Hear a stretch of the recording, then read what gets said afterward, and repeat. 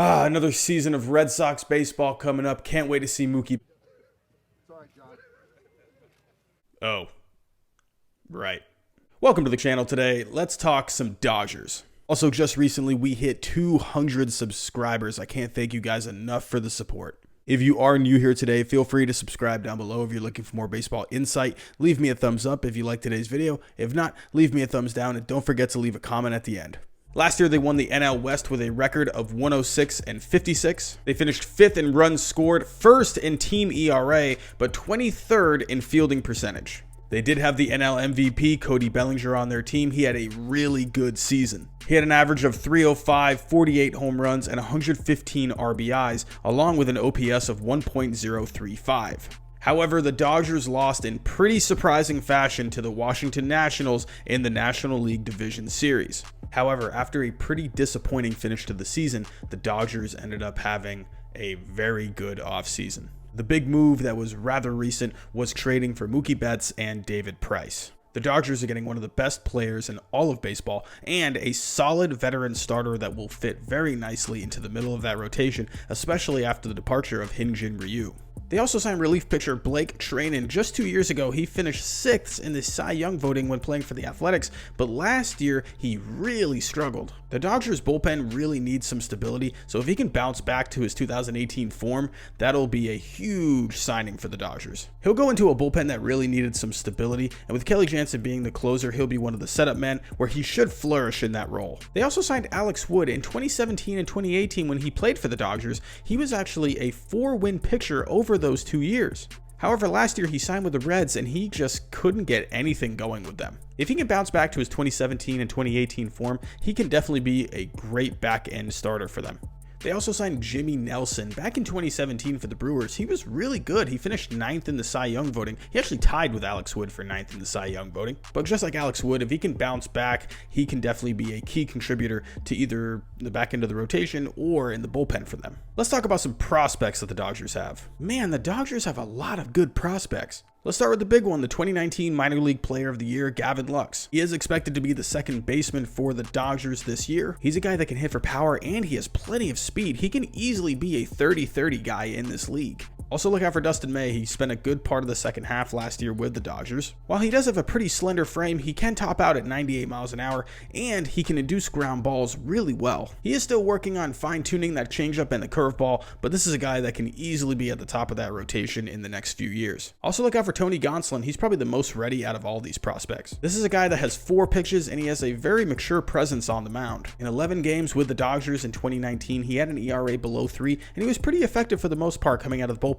He has said he does prefer starting, but he is very flexible. He can either be a starter or a reliever. He's expected to be competing for a rotation spot in spring training. There's also catcher Bear Ruiz. He has a ton of upside. This is a guy that hits really well. He doesn't strike out very much, and he has great hands behind the plate. While he does still need to work on some things like throwing out more runners and hitting off-speed pitches, this is a guy that can easily contribute in 2020. Last but not least, don't forget about Brusdar Graterol. This guy was at one point a Boston Red Sox. He was involved in the Mookie Betts and David Price trade. So instead, in a separate deal, the Dodgers sent over Kenta Maeda to the Twins for Brusdar Graterol. If he can stay healthy, this will be a serious arm out of that bullpen. He has dealt with some injuries the last couple of years, but this is a guy that can throw 100 with sinking action. So now let's talk about some keys for 2020. This is a team that has moved all of its chips to the center of the table. They are ready to win a World Series for the first time since 1988.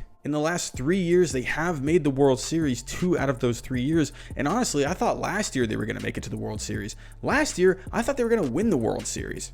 But this year, they are once again an easy bet to win it all. And honestly, this team in 2020, in my opinion, has the best shot out of any team. However, the Dodgers have shown us you can look good on paper, but you need to produce on the field. A big key for the Dodgers in 2020 is their bullpen. Last year, it did lack some stability, and it really showed in the first round against the Nationals. By adding Blake Treinen, don't forget, this guy finished 6th in the Cy Young voting just a couple of years ago. If he can have a bounce back year, he's going to be really good for that bullpen. But the big name in that bullpen is Kelly Jansen. His velocity has dipped a little bit, so is he going to be able to fine-tune his other off-speed pitches that will keep him effective enough to be the closer? They do have other arms in that bullpen, like Joe Kelly. He has an electric arm. Ross Stripling is just a solid guy overall. He can open games. He can pitch in long relief. He can pitch in the setup role. He could even close a game here or there. They do have good pieces in that bullpen. And like I mentioned earlier, Brusdar Graterol, this guy can throw 100. If you have a guy that can come out of that bullpen that can throw 100, oh my. But will that bullpen be able to put it together and have a good season in 2020? Also, the Dodgers defense could be better this year. Like I mentioned at the beginning of this video, they finished 23rd in team fielding percentage, but let's take a look at the advanced stats. In ultimate zone rating, they were 20th, but they were first in defensive runs saved. So when I put those two things together, I think the Dodgers defense was simply just okay in 2019. But with the signing of Mookie Betts, this is a guy that can give you a lot of range in the outfield. He has a great arm. Betts and Bellinger have two of the best arms from the outfield in the entire major leagues. Overall, this could be a really good defensive outfielder for the Dodgers. And while Gavin Lux doesn't have the best throwing arm, he has great hands and he will fit really well at second base. So they do have the pieces for a good defense, but will they be able to execute on the field? Last but not least,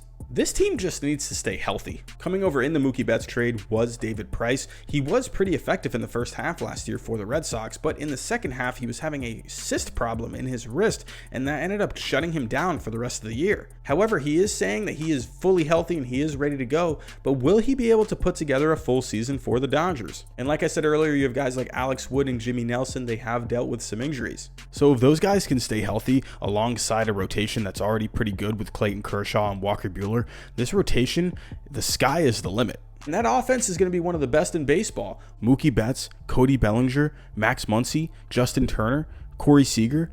I mean, my goodness, what an offense that is. If those guys can just stay on the field, they are going to score plenty of runs. Overall, I think the only thing standing in the way of the Dodgers winning a World Series for the first time since 1988 is the Yankees. But I think this team has enough to win the whole thing. The thing with the Dodgers for the last few years, they have looked really good on paper, but are they going to be able to execute on the field? Only time will tell. But that's just my opinion. Tell me what you think down below in the comments. Do you think the Dodgers are going to win the whole thing this year? If you liked today's video, leave me a thumbs up. If not, leave me a thumbs down. And don't forget to subscribe down below if you're looking for more baseball insight. As always, have a great day today. Thanks for watching, and I'll see you next time.